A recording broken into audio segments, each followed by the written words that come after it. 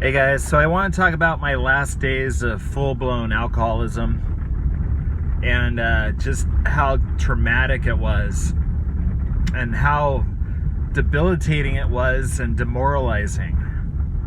Now, I've been sober for over 10 years and every day it's a blessing. Sometimes I forget it's a blessing, but I know where drinking leads. You know, I've had hundreds of relapses. I've told every lie imaginable to start drinking again. But when I finally hit rock bottom, I knew I was done. So let's talk about the demoralization, because it doesn't get any better if you're an alcoholic. It's a progressive disease, and it will just get worse and worse over time. Even if you have a year or two of sobriety or even longer, if you go back out drinking, you'll be right where you left off in a matter of weeks, a couple months, because we know our tricks and we go right back to our tricks. So let's talk about some tricks that I used to speed up my demise with alcohol. So I stopped eating food. Now this is insanity. I stopped eating food 2 years before I got sober. And the reason was I didn't have a lot of money, because I'm basically almost homeless, only working 2 days a week, and just a pathetic mess. And I didn't have a lot of money to buy beer. So I stopped eating because I didn't want it to ruin my buzz. So a couple months of doing that, I couldn't hold down food. Like my stomach got so inflamed and irritated, I couldn't hold down food. I couldn't even hold down yogurt. I tried getting a Big Mac from McDonald's. I was walking home on this trail, ate half of it. Hour later, I puked it up on the trail. I almost started crying because I was like, I haven't eaten for days. I just puked up my only food. You know, this is just crazy, but I couldn't stop drinking. At that point of my drinking, the only thing that I thought I needed was alcohol. That was the only thing that made me feel somewhat normal. Forget about feeling a buzz. Forget about feeling a buzz or having a good time. Those days were long gone. At this point, I'm drinking like it's my lifeline. And the only thing it's doing is making me feel a little bit better, a little less achy, a little less sketched out about, you know, what I'm doing with my life. You know, it gave me a little bit of, it gave me a little relief. Let's just say that. You know, the drinking gave me a little bit of relief, but, you know, it was bad. It was really bad. So I stopped eating, and I was shaking. I was trembling with alcohol withdrawals all night towards the end. The other thing is I couldn't hold my bladder, and I was getting drunk every night. And so I would wet my bed.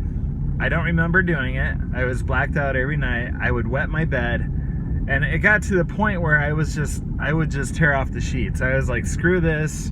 I'm gonna just not wash my sheets anymore. I'm just wetting them every night. At this point, I'm hanging out with one person. All my other friends are gone. The only person I'm hanging out with is, his street name was Animal. And he grunted and he had long greasy hair. And I liked him because he was just broken. You know, he was humiliated. He was almost homeless. He didn't have ego, right? So he wasn't cocky. He didn't talk back to me. And he could drink like me. So I liked hanging out with him because he was just a broken down homeless man. And that was all the people I could hang out with. Towards the end, I couldn't deal with anyone else. I couldn't deal with my parents. I couldn't deal with my girlfriend. I couldn't deal with even listening to music. I was basically living in a dark room of my girlfriend's house. I wanted to be left alone. And I was every morning about 8 a.m. I would take my first full beer, the malt liquor, and I would puke it up because of the foam, and because my stomach was irritable. I couldn't hold down the first beer in the morning. And you know, she was feeling so sorry for me. She'd bring me beer, you know, so she's enabling me. And you know, when I was 32, I had a heart attack from alcohol withdrawals. So now I'm 34. I'm on heart medicine because of my heart attack, and I'm drinking heavier than ever. I'm getting drunk twice a day now. I wake up in the morning, I get wasted, pass out until about 2 p.m., and then I start getting drunk for the evening. That's how my life was for the last year at least. I tried getting sober hundreds of times, couldn't do it, went to AA, you know, that worked for a little while, then I just stopped going. And, you know, now I'm like, I'm losing my legs because I'm just sitting in a dark room all day, rocking back and forth. Can't even listen to music anymore. And I created an imaginary friend because I was so lonely. It was this innocent, sweet bumblebee. I called her Mrs. Bumble, and she would peek out from the closet door.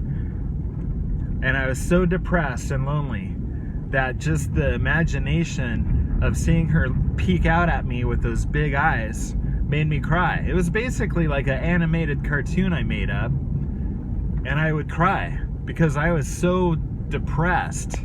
The alcohol wasn't fun anymore. People were beating me up. I couldn't leave the house. You know, my ex-friends are trying to get my rocker girlfriend to sleep with other guys. You know, I just had some really bad friends, and it was just pathetic. And I was gaining weight even though I wasn't eating. I was getting this massive beer belly. I weighed 215 pounds. And, you know, just a couple years earlier than that, I was 180. I was working out. I was playing racquetball. I loved life. I was sober. And that all went away. So, that's basically it. Every morning I'd wake up and I didn't even want to look in the mirror.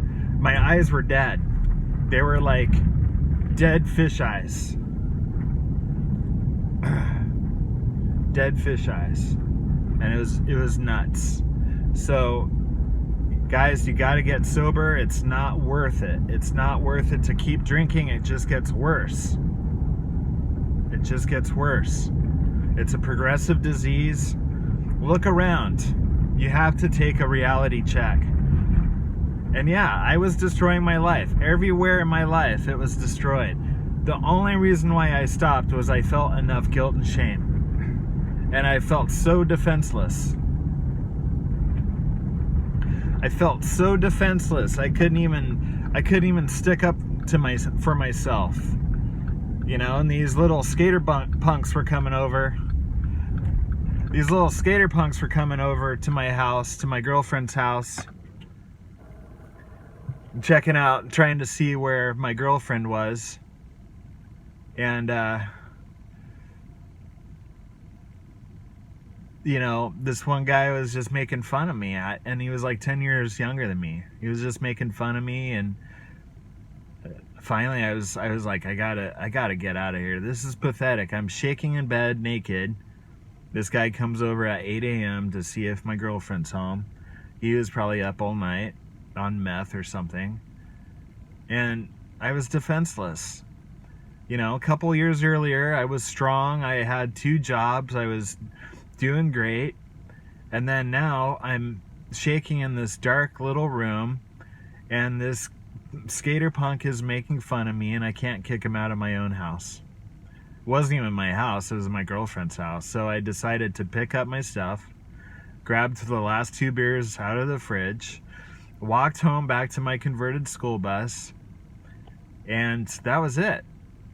I nursed those 2 beers, I drank them slow because I knew it was over.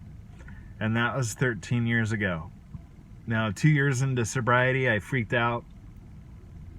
got drunk for 2 days, and then I quit again. I was like, I'm not revisiting this hell realm. This is a dark world. It gets worse and worse. Just the feeling of total, just pathetic uselessness, demoralized every single morning, wearing dirty clothes, pissing myself, can't even clip my nails or take a shower. It was a huge chore just to walk to the bathroom. And I was starving to death. I couldn't think. I couldn't see things. My eyesight was blurry. My brain was starving to death. And finally I was like, this is it. And that's what you have to do. You have to hit rock bottom. Absolutely. There's no reservation. This is life or death.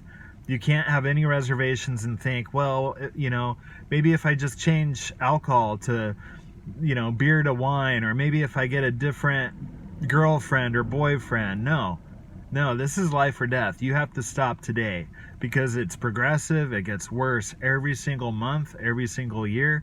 And if you keep drinking, you're going to have brain damage. You're going to have liver damage. It's going to make you have man boobs if you're a man.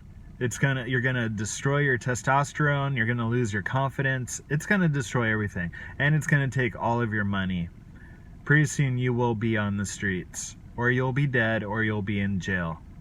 So get sober, watch the rest of my videos, read the rest of these articles wherever you found me, because this is life or death, and I'm doing these to help you guys, because there's no other reason for me to live except to help people now, because I was a self-centered drunk. And when you're a self-centered drunk, you only think about yourself, and you're basically wasting breath. You're wasting air. All right? But when you get sober, you can start giving back, and you will feel absolutely amazing that you now have a purpose here in life. So I love you guys. Hit that subscribe button, and we'll talk to you soon.